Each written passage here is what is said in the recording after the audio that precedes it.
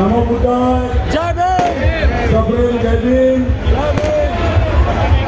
आजचा आपला उत्सव आणि या विजेच्या तालावर तुमचं हे फिरकणं पाहून असं वाटतंय की आजचं नागपूर आज या भीम चौकात होतं.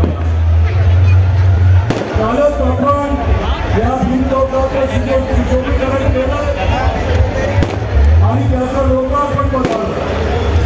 छोटू खांडेकर आणि त्यांचे सगळे सहकारी यांनी रात्रंदिवस गेले 3 महिने सातत्याने मेहनत केली.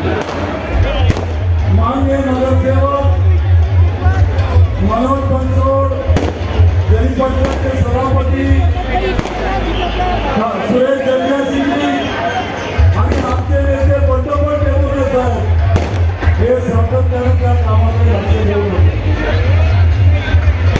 आणि कुणाल दादांचं काय सांगावं, ते तर कधी पण येऊन जायचे त्या ठिकाणी. मित्रांनो, आजचा हा दिवस अत्यंत ऐतिहासिक दिवस आहे. सर्व जगभर आज आमचे राज्यविधाता,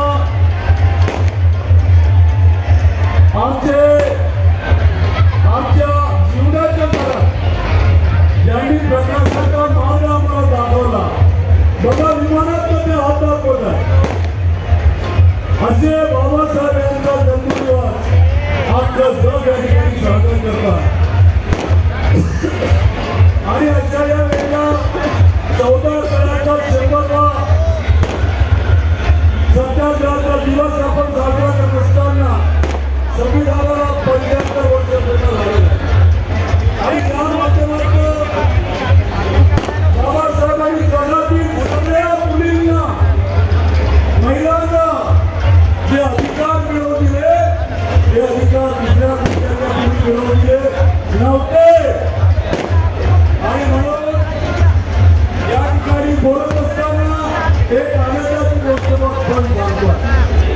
का तुम्ही सर्वांनी 2020 IPL ची मॅच बघितली असेल, बघितली की नाही? किती लोकांनी बघितले? अरे आपल्या इथला पोहोचलं तर प्रफुल्ल इंगे 2 ओव्हरमध्ये 4 विकेट घेतल्या त्यांनी. त्याच्यासाठी जयभीम बनावं लागत नाही. त्याला सर्वांनी जयभीम करावं. मित्रांनो, आता इथं गाडी वाजत होती आणि आम्ही भीमाची बोल आहे, आमचा नादच करायचा नाही. आम्ही भीमाची बोल आहे, आमचा नादच करायचा नाही. आणि खरंच तुम्ही आपल्या नाद या ठिकाणी करू शकत नाही.